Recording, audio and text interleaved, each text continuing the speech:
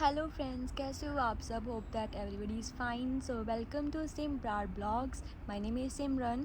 So today I am sharing some tips related to pregnancy journey. So mainly focus करूँगी कि what should we consume और what should we not और what should we avoid. So क्या consume करना चाहिए. So normally मैं क्या prefer करती थी. सो अपनी प्रेगनेंसी जर्नी की बात करूँगी मैं. सो थोड़ा बहुत सभी का ऐसे बॉडी का जो डिफरेंट हो सकता है, ऐसे कि अपने टेस्ट और फूड प्रेफरेंसेस. बट नॉर्मली जो जनरली हम सभी करते हैं consume. So basis upon that I am sharing. Okay. So firstly जैसे मॉर्निंग उठ के नॉर्मली हम चाय या कॉफ़ी कंज्यूम करते हैं. So that should totally avoided at that time. Caffeine तो आपने जैसे कोल्ड ड्रिंक्स में भी होता है, कॉफ़ी टी में होता है. सो वो आपको बिल्कुल ही अवॉइड करना है. एंड सो आपको प्रेफर करना है कि आपको मिल्क प्रोडक्ट्स ले सकते हो, आप कंज्यूम कर सकते हो. एंड फ्रूट्स आप कंज्यूम कर सकते हो. सो मैं तो नॉर्मली सुबह मॉर्निंग उठ के मैं फ्रूट्स खाती थी. तो उसमें था कि जैसे भी आप सभी फ्रूट्स और आपको पपाया वो आपको अवॉइड करना है. सो एंड बाकी फ्रूट्स आप you can eat all. And आप जो भी आप अफोर्ड कर सकते हो. सो आपको मेनली इसमें आपको ध्यान रखना है कि सभी ऐसे कैल्शियम मिनरल्स जो विटामिन्स मिनरल्स हो, आपको न्यूट्रिएंट्स आपको प्रॉपर अमाउंट में लेने होते हैं. सो बिकॉज आपका बेबी के लिए भी और आपके लिए भी. सो एंड आपको जैसे योगर्ट डेयरी प्रोडक्ट्स है, योगर्ट है, मिल्क है, सो मक्खन, बटर. सो वो तो आपको जो डेली आपकी जैसे आपकी डाइट होती है, जैसे नॉर्मल अपना खाना घर का वेजीज़, ग्रीन वेजीज़ जैसे होती हैं. सो आपको वो कंज्यूम करनी है. सो आपको आयरन रिच जो होते हैं कि फ्रूट्स एंड वेजीज़, सो वो आपको ज़रूर कंज्यूम करनी. बिकॉज नॉर्मली आपको जैसे आयरन की डेफिशिएंसी हो जाती है इसमें थोड़ा सा. तो और बाकी जो डॉक्टर से जो चेकअप होता है वो आपको ज़रूर करवाना चाहिए. जैसे मंथली चेकअप होता है. बाकी जब भी आपको थोड़ा लगे तो आप करवा सकते हो चेकअप. एंड मंथली तो आपको इम्पॉर्टेंट ही होता है. एंड जो भी ऐसे 3-4-5 मंथ्स जो भी उनकी टैबलेट्स होती है, सो मेडिसिन होती है that is related to normally calcium mineral, so vitamin related होती हैं.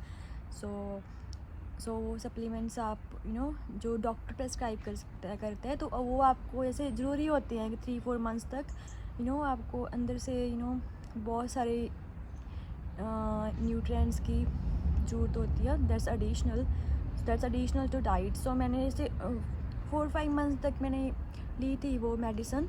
जिससे होता है कि आप मेनली तो आपको डाइट पे तो फोकस करना ही होता है. एंड आफ्टर दैट सो मेरा नहीं मन करता था खाने के लिए. सो आफ्टर दैट मैंने नहीं ली. बट 3-4-5 मंथ्स तक वो आपको लेनी चाहिए वो. And what should we avoid.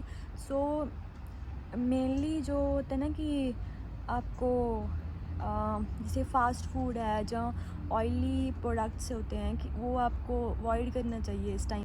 So mainly आपको जो फास्ट फूड है एंड जो ऑयली प्रोडक्ट्स है वो आपको अवॉइड करने हैं. एंड बिकॉज उस टाइम जैसे आपको एसिडिटी की प्रॉब्लम बहुत ज़्यादा होती है प्रेगनेंसी के टाइम पे. सो उन चीज़ों का आपको ध्यान रखना होता है. सो वैसे खाना वगैरह खा के तो आपको एक ही बैठना नहीं है. नॉर्मली कुछ ना कुछ एक्टिविटी करते रहना चाहिए इसमें. सो सम वॉक, और बिकॉज डाइजेशन के लिए हेल्पफुल होता है. एंड स्वीट्स आप कभी कभी ले सकते हो. इसमें थोड़ी क्रेविंग्स भी होती हैं स्वीट्स की. So you already know about this. But कि ज़्यादा नहीं स्वीट्स कंज्यूम करने चाहिए इसमें. एंड स्पाइसी तो आप अवॉइड करो. बिकॉज वैसे भी आप ज़्यादा स्पाइसी खा नहीं सकते आप इस स्टेज में. बट फिर भी आप अवॉइड करना इस स्टेज में. बिकॉज जो भी डाइट आप कंज्यूम कर रहे हो वो आपके अंदर बच्चे को लग रही है. सो आपको बहुत ज़्यादा ध्यान रखना होता है इन चीज़ों का. सो जो भी मैंने एक्सपीरियंस की है सो मैं वो शेयर कर रही हूँ. सो मेरे लिए वो यूज़फुल भी रही है. एंड सो ऑयली जो होता है फूड मैंने बिल्कुल फास्ट फूड बिल्कुल ही अवॉइड किया था इस स्टेज में. एंड सो इससे ये क्या इसमें बेनिफिट क्या हुआ कि जो से बाहर का कंज्यूम करते हैं ज़्यादा सो उसको ना जिस एसिडिटी की प्रॉब्लम हो जाती है, वॉमिटिंग बहुत ज़्यादा आती है. सो मुझे ऐसा कुछ नहीं हुआ था ऐसे कभी ऐसी घबराहट ज़रूर होती है अंदर से, तो ज़्यादा घबराहट सी होती थी कभी कभी. तो उसकी जो मेडिसिन थी वो डॉक्टर ने प्रेस्क्राइब की थी, तो मैंने वो लेती थी मैं ज़रूर.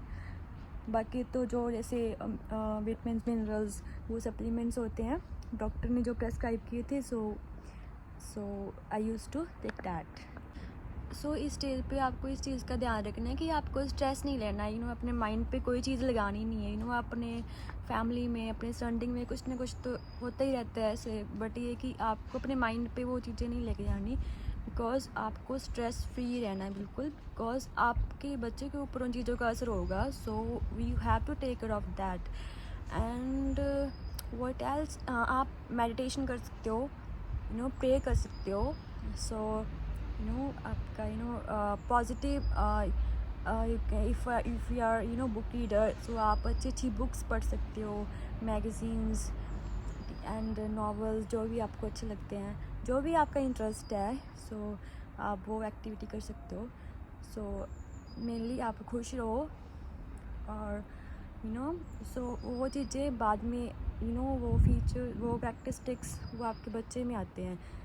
सो उसके ऊपर मेंटली फिज़िकली सो बच्चे के ऊपर असर पड़ता है उन चीज़ों का. तो इसलिए बोलते हैं कि उन चीज़ों का किसी चीज़ का माइंड पे ज़्यादा स्ट्रेस नहीं लेना. सो आपको ऐसे टेंशन फ्री रहना है एंड अपनी हेल्थ का ध्यान रखना है. So best of luck for those who are in this journey. Bye bye, take care. Hope that I think you will love all my tips and it may be useful for you guys. Bye bye, take care.